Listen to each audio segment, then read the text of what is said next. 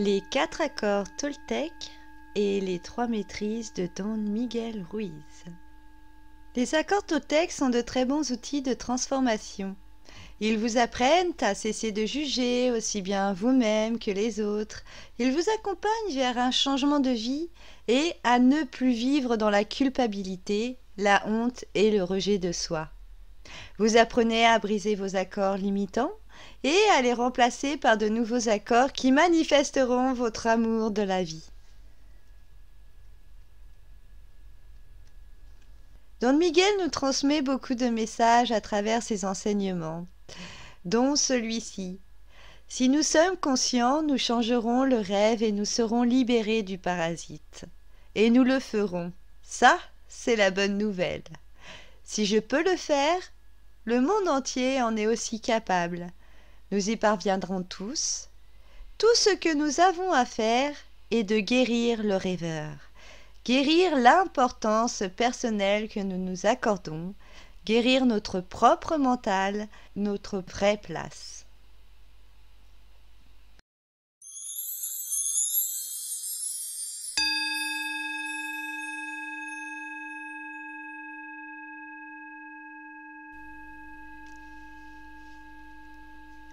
Le livre de la loi. Dans le livre Le 5e accord Toltec, la voie de la maîtrise de soi, de Don Miguel Ruiz, les accords les plus importants sont ceux que nous concluons avec nous-mêmes après avoir compris les symboles que nous avons appris. Ces symboles nous disent ce que nous croyons à notre propre propos. Ils nous signifient ce que nous ne sommes pas, ce qui est possible et ce qui ne l'est pas. La voie de la connaissance nous dit tout ce que nous savons, mais qui nous dit si ce que nous savons est la vérité?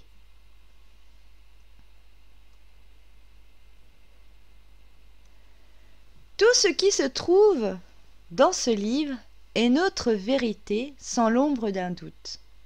Tous nos jugements se fondent sur lui, même s'ils vont à l'encontre de notre propre nature intérieure.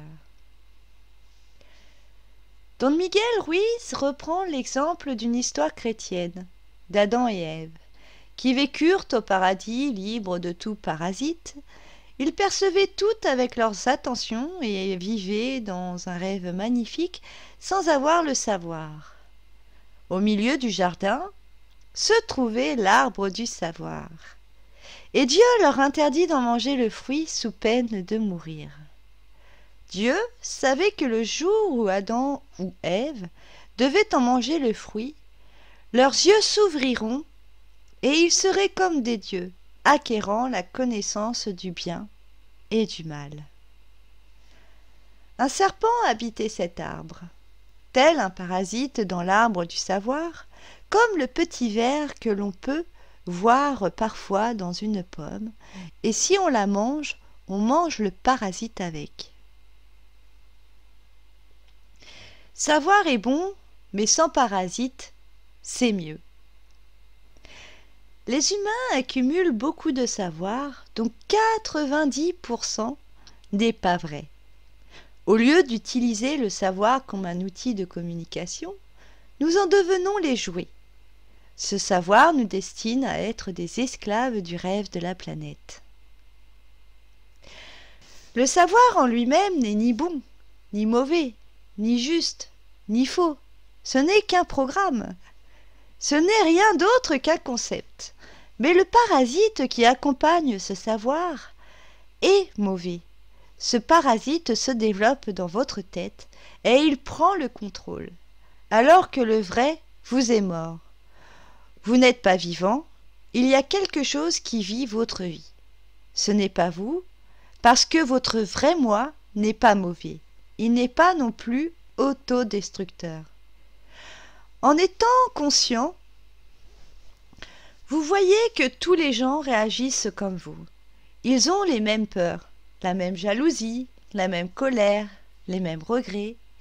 La maîtrise de l'attention signifie pouvoir ouvrir nos yeux pour voir la réalité et ne plus être aveugle. Quand vous croyez ne pas être assez bon, C'est l'un de ces petits parasites qui est à l'œuvre. Et c'est mal, parce qu'il vous détruit.